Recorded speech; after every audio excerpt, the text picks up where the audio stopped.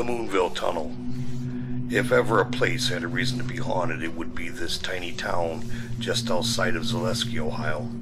Hikers walking the rugged Moonville Tunnel trail these days seldom notice the few remains of this once thriving town in this sleepy hollow. But Moonville was not always hidden in the thick arms of an overgrown forest. The sleepy town of Moonville was established in 1856, and at its peak the largest number of residents recorded living in the area was about 100 mining employees and their families. The town itself had a saloon, depot, schoolhouse, a strip of homes, and a cemetery. Abundant coal and clay in the hilly terrain of southeastern Ohio were a means of income for those lucky enough to find rich pockets located on their property. The Moonville Tunnel came into existence with the Marietta and Cincinnati Railroad, whose tracks crossed Vinton County right around 1856.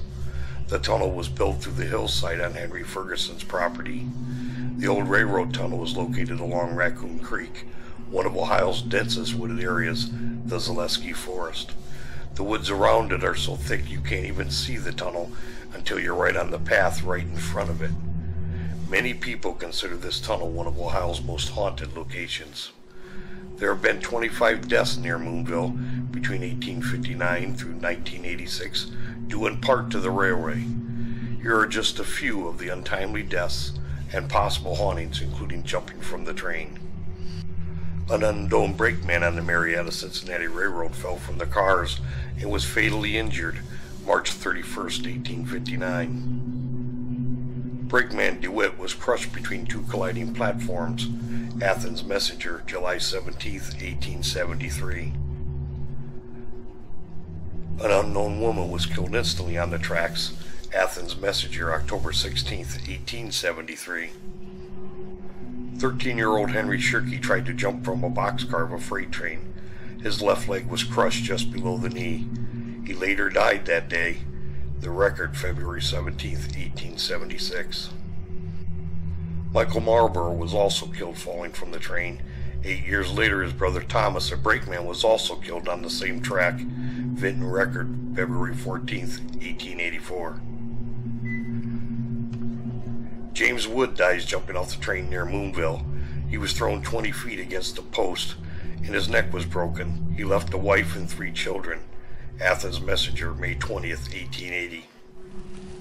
With the dark figure that stepped out of the wall of the tunnel where I'm heading. Years ago, we caught you on video. Can you say hello?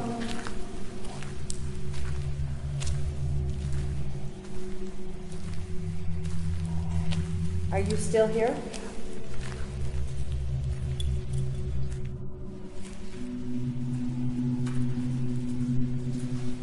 Will you talk to me?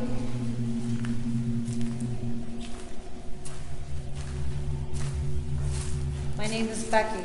Can you tell me your name? Alan Allbaugh dies from jumping off the train. His badly mangled body was found under some underbrush. It was supposed that Alan had jumped right as the tunnel was reached. When his body was found, one hand was cut off. Athens Messenger, September 1907.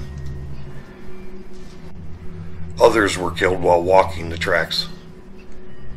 Many others were killed by falling asleep on the tracks, falling from the bridges, or from train wrecks. One of the worst train wrecks ever recorded occurred in 1880. Engineer Frank Lawhead was instantly killed by a collision of freight trains. His death was a result of a mistake by a train dispatcher.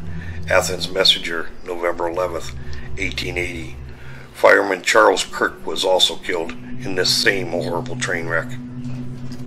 Countless people have reported to have encountered the ghost of Engineer Frank Lawhead, who died in 1880, before the first sightings. He has been described as wearing an engineer's hat and walking near the far end of the tunnel. People have taken pictures while visiting which showed the image of a man who wasn't there. Others have seen a black figure standing nearly 8 feet tall with fiery eyes glowing like balls of fire and carrying a lantern. There have been reported sightings of a lady in a white dress, the sounds of a little girl laughing, and the sounds of phantom trains. Some visitors have even claimed to have been touched. There is also a ghost of a drunken man who was murdered near Moonville Tunnel. He is said to walk above the tunnel and toss pebbles at those below.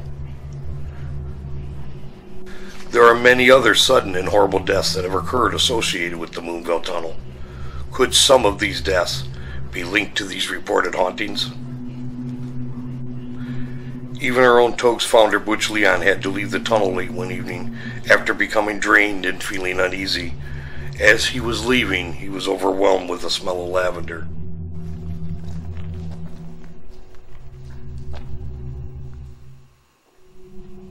I don't know why, but I'm feeling a little uneasy.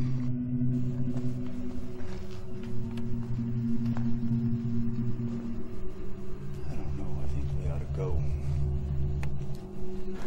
Would you dare travel through this haunted tunnel while glaring eyes are watching your every move?